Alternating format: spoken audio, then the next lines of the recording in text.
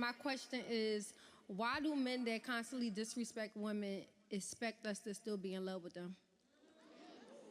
Because y'all be staying. Yeah. True. No, and I hate to be that, and my bad, I'm sorry, I'm my bad, I shouldn't have said that. But it's real. The expectation is maybe not you, but it may be you because you're asking the question. Right, exactly. That's my point.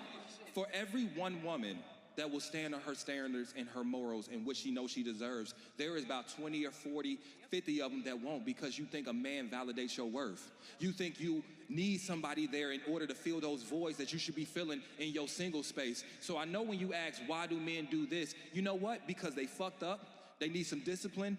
But the real answer is, he can't fuck you over if you ain't in his presence. Why you still there? Are you still there? And let me tell you this, that's a question I think we need to talk about here. Why do we stay in these situations in toxic situations that we know are not healthy for us?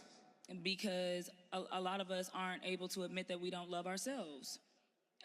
When you in a situation, how you allow somebody to treat you is a direct reflection of how you feel about yourself. If you just bought a TV, you wouldn't let nobody fucking throw it around. You wouldn't let nobody spit on it. You wouldn't let nobody damage it because it's something that you care about. It's something that you invested in.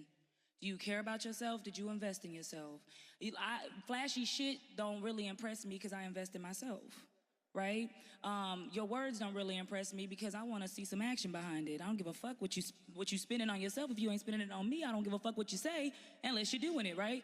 So I think why we don't stay is we lack self-love. Kitty.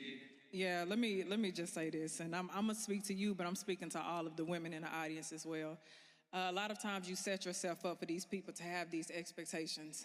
The more that you allow a person to disrespect you and you give chance after chance after chance, they know exactly what it is that they can get past you.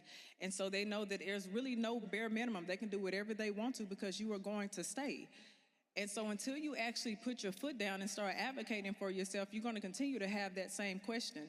But a person disrespecting you should be the moment that you start reevaluating that relationship and who they are to you. Don't worry about still being in love, and don't worry about if this person wants you to still be in love with you. Worry about why you're allowing this person to disrespect you in the way that you are.